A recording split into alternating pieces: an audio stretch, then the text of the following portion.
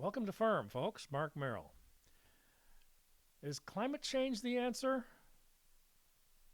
Do they want human fossils lying around? Hope not. But recently, folks, the left lamestream politicos, as we call them, and media, have apparently gotten bored with trying to cut down President Trump's latest DOGE and tariffs charges, since recently, entering the month of May now, there's been positive reaction from globular nations to work with the United States. Darn it!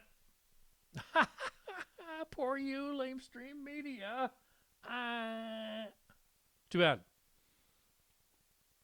So now, climate change and the ill effects, they claim,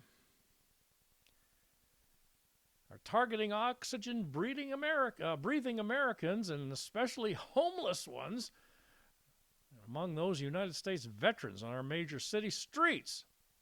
When's that going to stop? But fear not, America and future generations. We looked back into our archives to late 2021 in regard to a copy of this article you see before you here.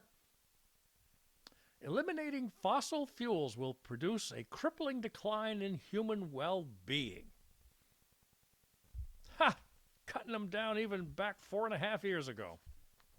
So, that's it, folks. And the article writer is a William Brooks, who was is, I believe, on an ongoing basis, a contributing article writer from Canada, of all places. That's all we need with all of the stress and things we're going through there with Canada's new prime minister, and wants to put up the dukes with Trump and tell him where he can stick all of his tariffs and everything.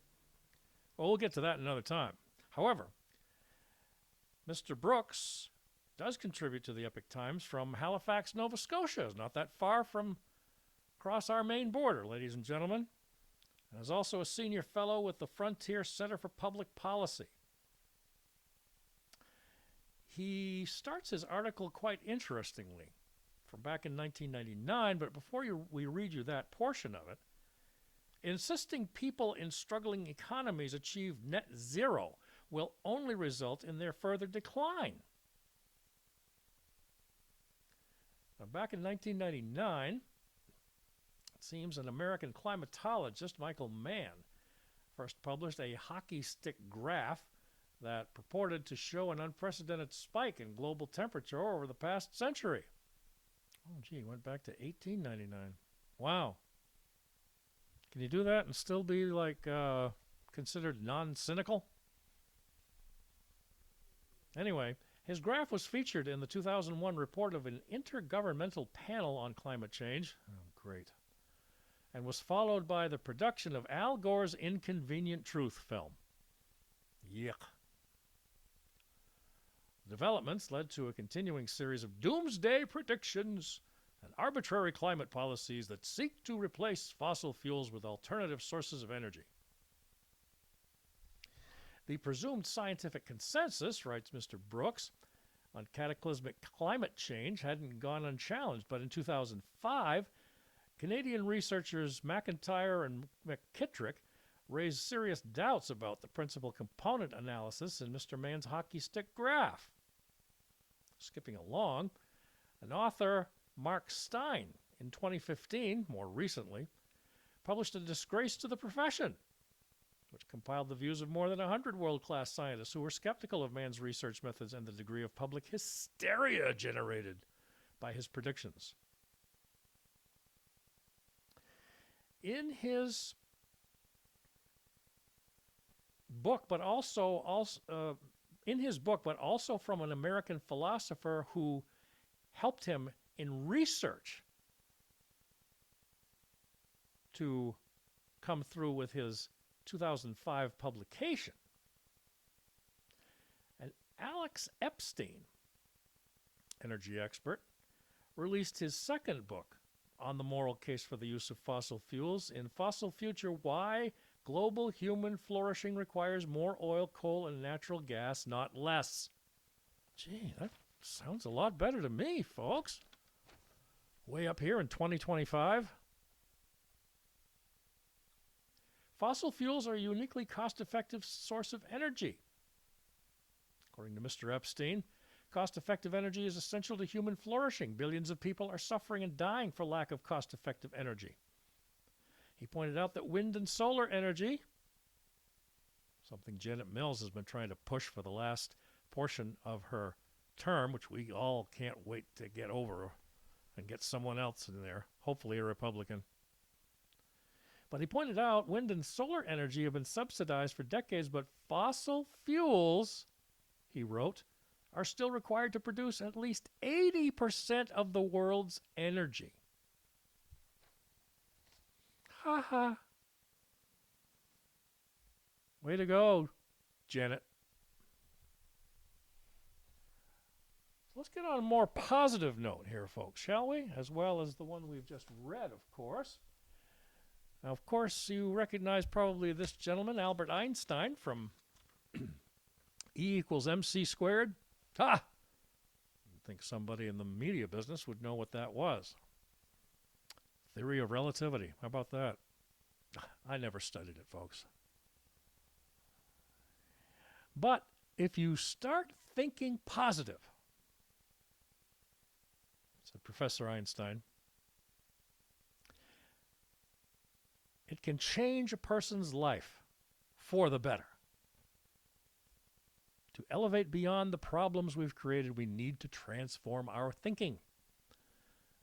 Now, Joshua Becker wrote a short article on that and said the significant problems we have cannot be solved at the same level of thinking with which we created them.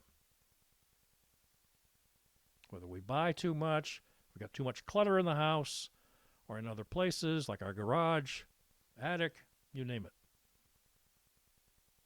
We can find ourselves overwhelmed by our possessions or struggling to make a change owning less.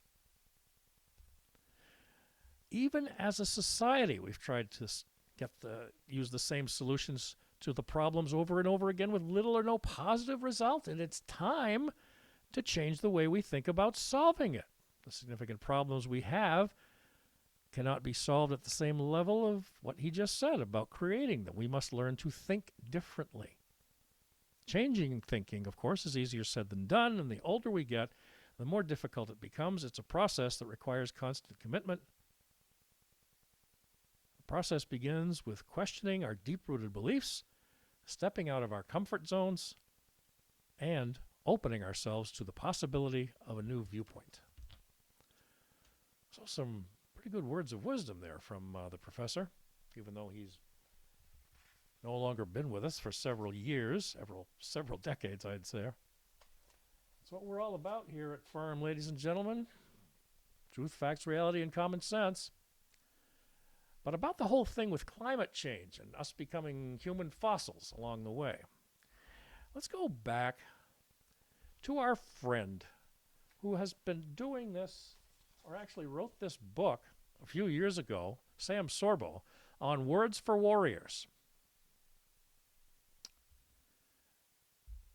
And we're going to go through what she has to say about climate change to wrap up this episode of Firm.